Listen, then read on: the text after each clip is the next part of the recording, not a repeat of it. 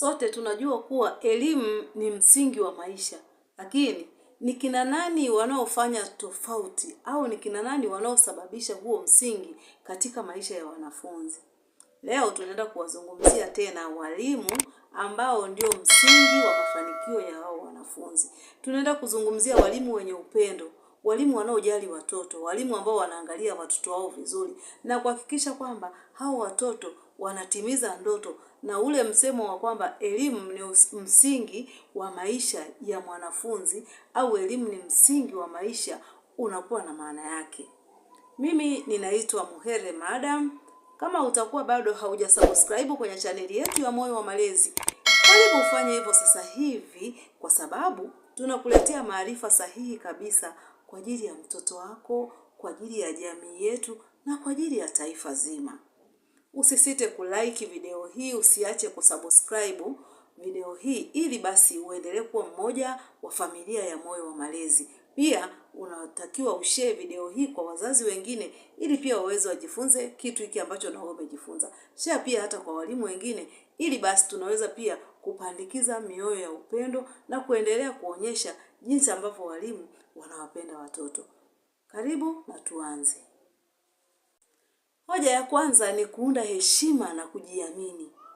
Utafiti kutoka Journal of School Psychology unaonesha kwamba watoto ambao wamelelewa na kufundishwa na walimu ambao wanawapenda, wanawathamini, wanakuwa wanajengiwa uwezo mkubwa sana kisaikolojia katika masuala ya kujiamini.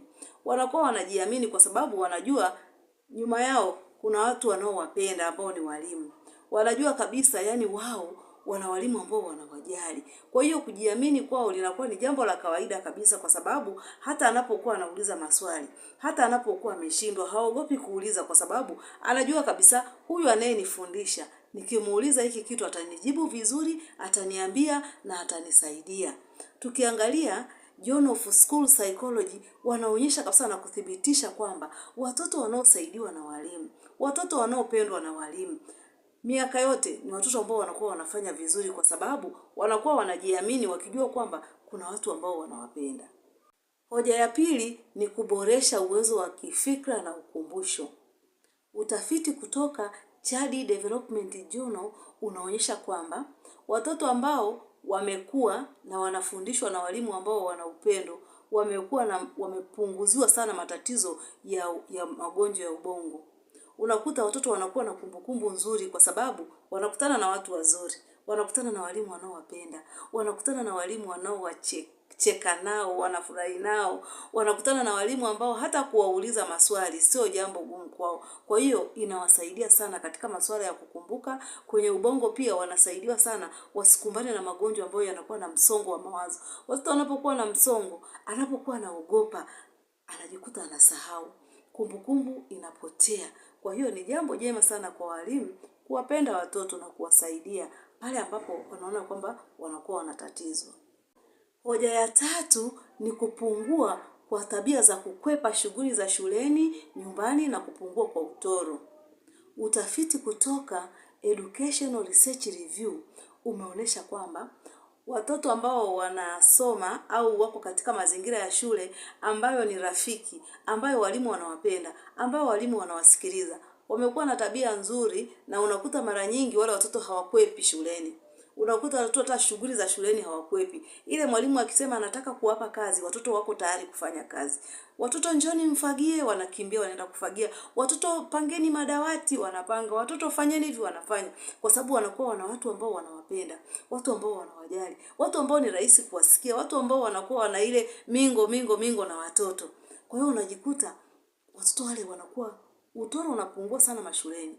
Lakini sehemu ambazo watoto hawapati upendo, unakuta mara ni watoro, kwa sababu watoto wanakuwa wanaogopa. Wakati mwingine anaogopa kwenda shule, anajua nitapigwa, nitachapwa, nitafanya nini, hakuna mtu ananipenda. Mtoto anakuwa anaishia mitini kule, anakuwa anakaa kwenye vificho, anajificha kwa sababu ya kuogopa. Lakini sehemu yenye upendo inamfanya mtoto anakuwa na bidii ya kuja shuleni, anawahi na anahudhuria masomo yake vizuri.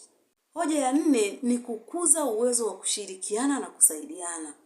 Utafiti kutoka Journal Education Psychology unaonyesha kwamba watoto ambao wapo katika mazingira ya shule ambayo ni ya upendo, ambayo ni ya kuheshimiwa, ambayo walimu wanawajali wanafunzi. Unakuta watoto wenyewe wanajenga ile tabia ya kuwapenda wenzao, wanajenga ile tabia ya kushirikiana, wanajenga tabia ya kuheshimiana. Tunafahamu kwamba watoto wanajifunza zaidi kwa kuona. Wanaona kile ambacho walimu wanasema, wanaona kile ambacho walimu wanafanya. Kwa hiyo na wao wanajifunza hicho hicho. Kama mwalimu anawapenda, na wenyewe wanakuwa na upendo, wanakuwa wanaheshimiana, wanakuwa wanashirikiana, wanakuwa wanasaidiana. Na hiyo inawasaidia sana wanafunzi hapo baadaye kuja kuwa wanajamii bora. Inawasaidia wanafunzi hao baadaye wanapokuwa watu wazima, wanakuwa na upendo, wanawapenda wenzi wao, wanawapenda watu wengine. Hata ofisini wanapokuwa wanafanya kazi, wanakuwa wanawapenda wenzao kwa sababu wamejengewa misingi ya upendo tangu wakiwa shuleni. Tunapofunga leo tukumbuke kwamba hadithi ya maisha ya mwanafunzi haijengwi kwa vitabu tu, bali inajengwa kwa moyo wa mwalimu mwenye upendo, mwalimu mwenye huruma, mwalimu mwenye kuthamini na mwalimu mwenye kuwasikiliza watoto. Kama wewe ni mzazi, kama wewe ni mlezi, au kama wewe ni mwalimu unayenitazama katika video hii, video hii ni maalum sana kwa ajili yako. Video hii inakugusa wewe ili uweze kujenga ule moyo wa kuweza kuwasaidia watoto. Kuweka ule moyo wa kuhakikisha kwamba kizazi ambacho kinapitia mikononi mwako kinajenga kumbukumbu nzuri ya kudumu. Kinajenga kumbukumbu ya kusema kwamba tulikuwa naye jemadari, tulikuwa naye kiongozi, tulikuwa naye mwalimu mwema, tulikuwa naye mama, baba, mlezi.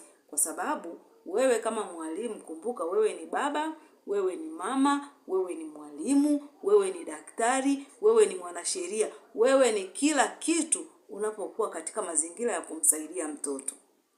Bila shaka umejifunza kitu kipya siku ya leo.